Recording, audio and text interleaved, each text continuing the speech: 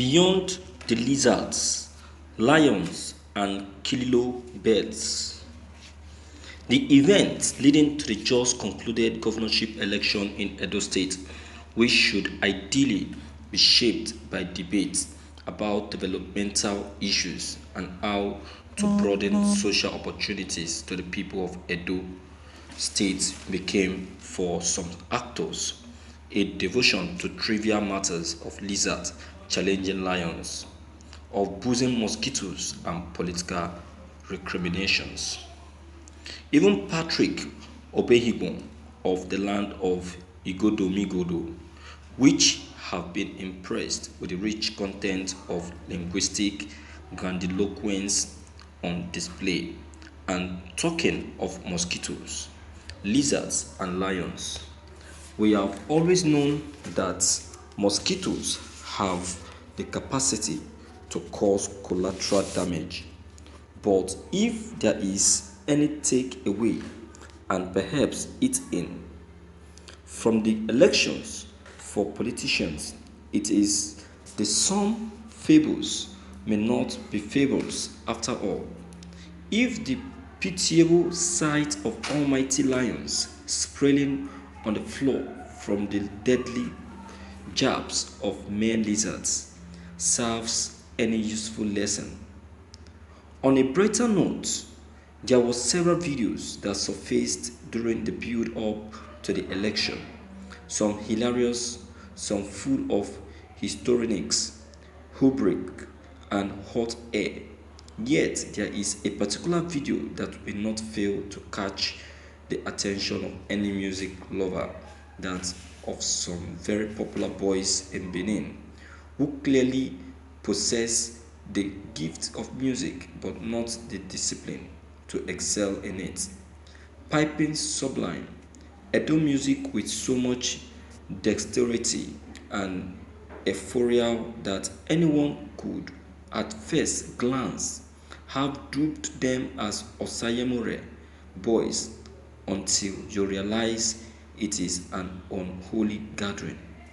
The last dance for survival of some desperate non-state actor who have held market women, drivers, and the people in the jugulars for so long. They are street urchins. Some of them have become billionaires in the course of their unholy alliance with politicians and governments. Even Pastor Ize Iyamo, whose camp they pitched their tent, was a quest of the boys in some of their performances. Governor Obaseki should not stop at retiring these boys. He should help them to realize their more noble calling by creating a platform for them to better hone their musical skills and ultimately become worthy progeny to the famed musical metros whose talent trod Edo musical landscape over the years, such as Sir Victor Uwaifo, Ambassador Osayemo, Waziri Oshoma, Leo Fadaka, Young Bolivia, Osibeme, Benji, Igbedimoy, Advisor, Nowembe, and among many others. Let us now negotiate a tour away from the tales of lizards and lions to the more central issues of the election itself and what it means for the Edo people. To be fair to Pastor Izeyamo, the election was never about him, and he should therefore resist the temptation of putting on the toga of a loser.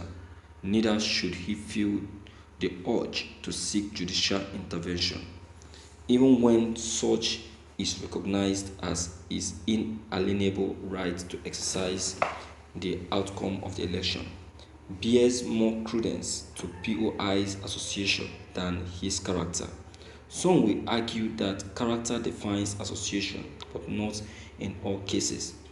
It is beyond debate that Izeyamu was more popular in 2016 than in 2020, and in fact had an edge in 2016. But for the federal might, a euphemism for subversion of the people's will, he probably would have won.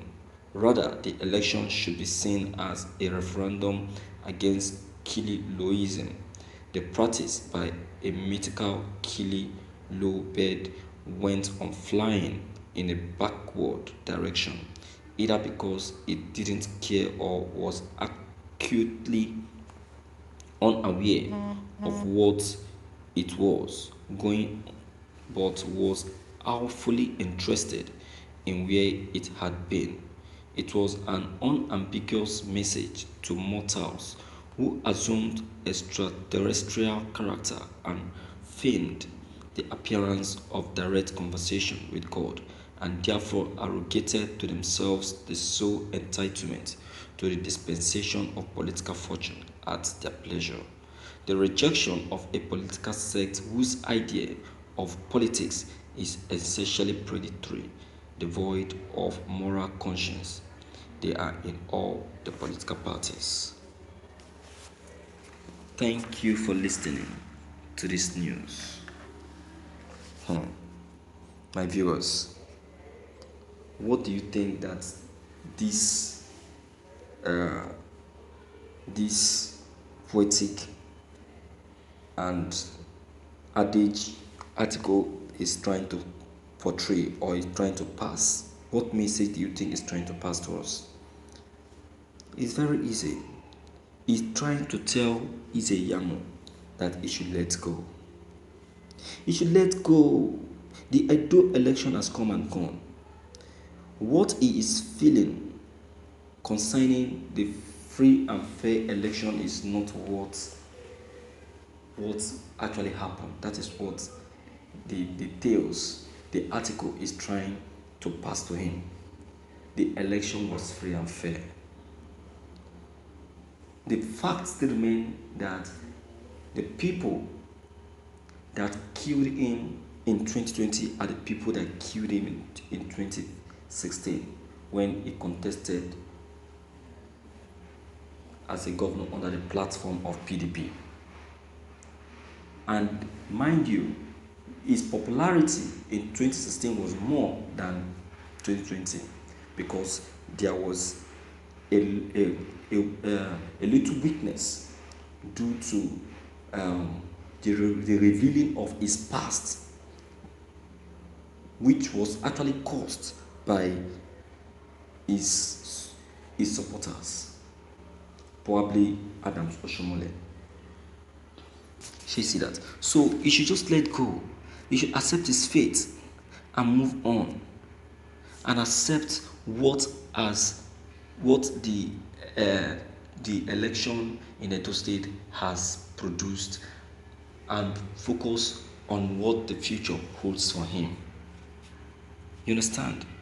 So my viewers, as it has been made open, what's your own take? Please do well to leave your own comment below the comment box. Click on the subscription button as well as bell button to receive more updates. Thank you.